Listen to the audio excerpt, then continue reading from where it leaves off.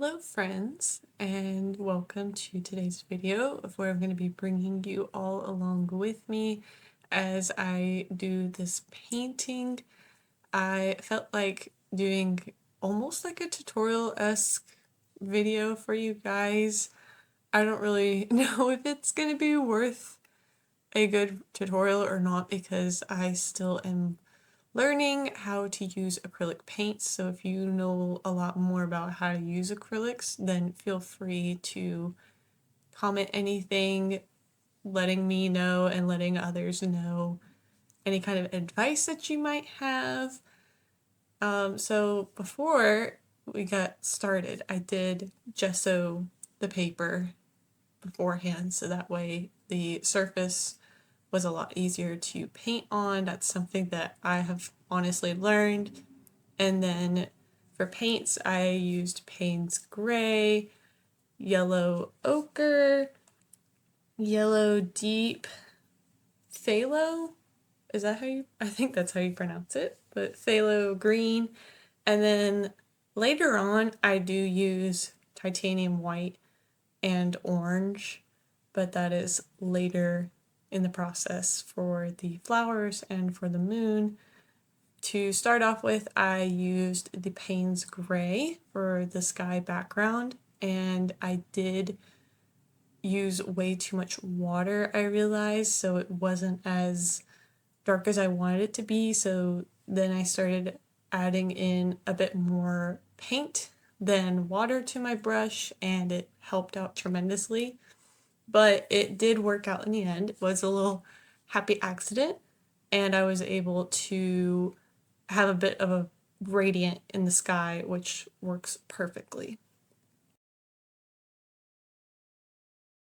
Another thing that I will definitely say is you don't really need to start off with any kind of sketch for your painting other than maybe having some kind of small circle to use as a stencil for the moon and pretty much just placing that wherever you see best fit. If you do want to, you can, make some pencil marks for where you want the flowers to be, but I honestly just felt like having the moon at least outlined so that way I can have somewhat of a perfect circle for the moon and then just kind of wing it for placing the flowers in. So in order to get the circle for the moon, I just had a small paint tube that I had and placed it on there and then traced the circle around it.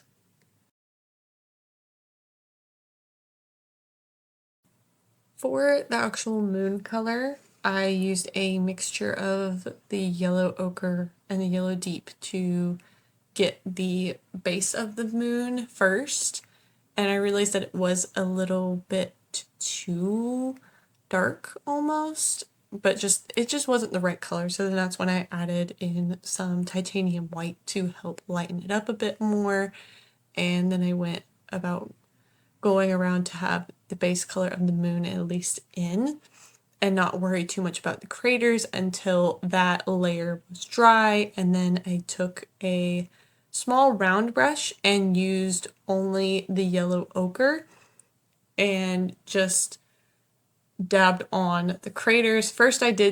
I will go ahead and say first I did a flat brush first for the craters, and then I would go in a little bit later with a round brush to define some of those craters to be a little bit darker.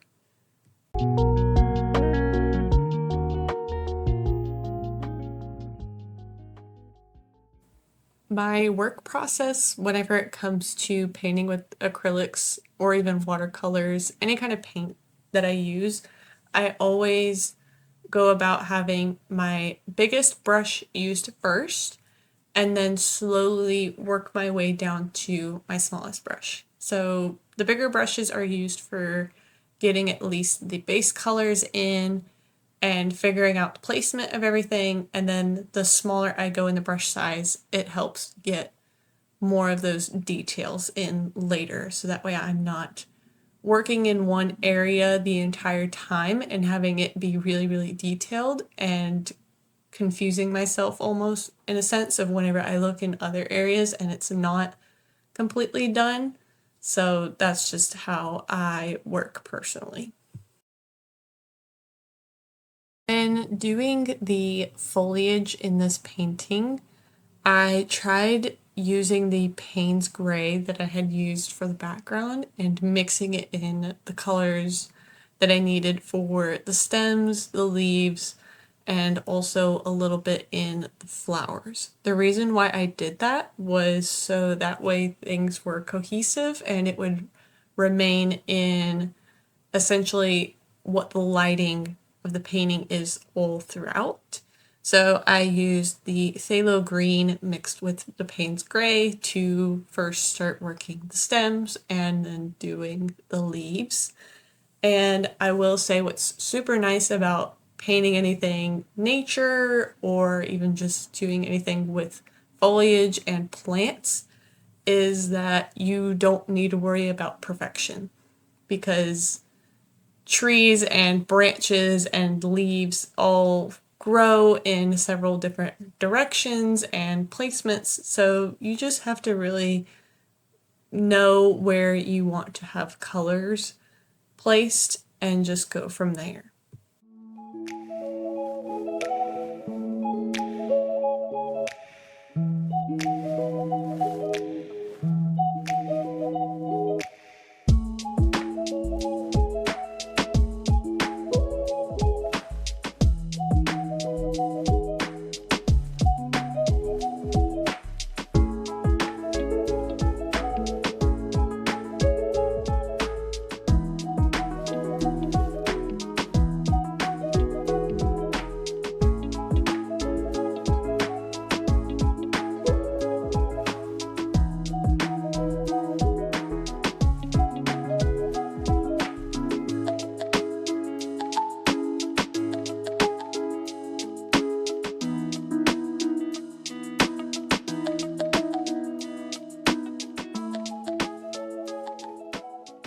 For the bounce lighting that's happening from the moon onto the leaves and stems, I had to determine obviously the moon's placement, so that way I can determine which of the leaves and stems would get the lighting effect to it. So whichever ones were closer to the moon and what I wanted to be more in the foreground got this mixture of the Payne's gray and phthalo green that I had used originally for the stems, and then I used the color mixture that I had for the moon mixed into that, so that way the moon's lighting is cohesive in the colorization of this bounce lighting that's happening off of the plants.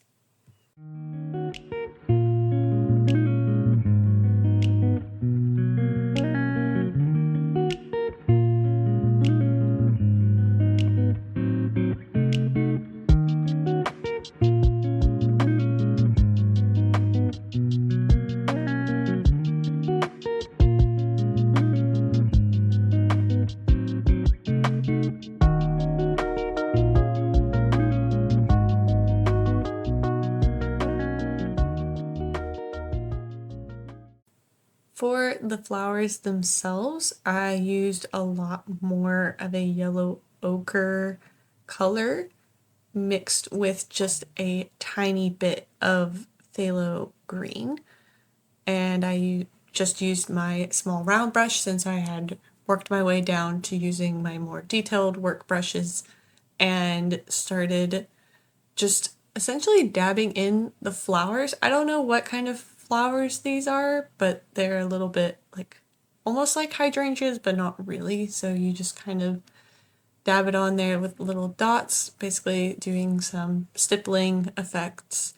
And then later on, I would start using some titanium white onto that mixture to make it a little bit lighter. And then also adding in the Payne's gray and phthalo green mixture again that I had used for the stems and leaves, and putting that in between some of those stipples to give off the illusion of the stems continuing into the flowers themselves.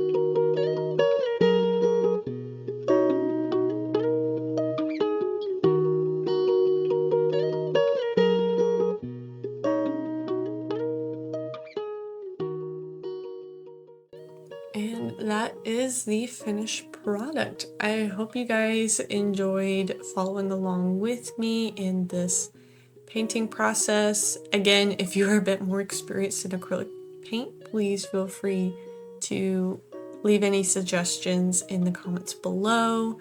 And I hope you guys feel inspired to make a painting yourself. And I hope you all enjoy the rest of your day or night.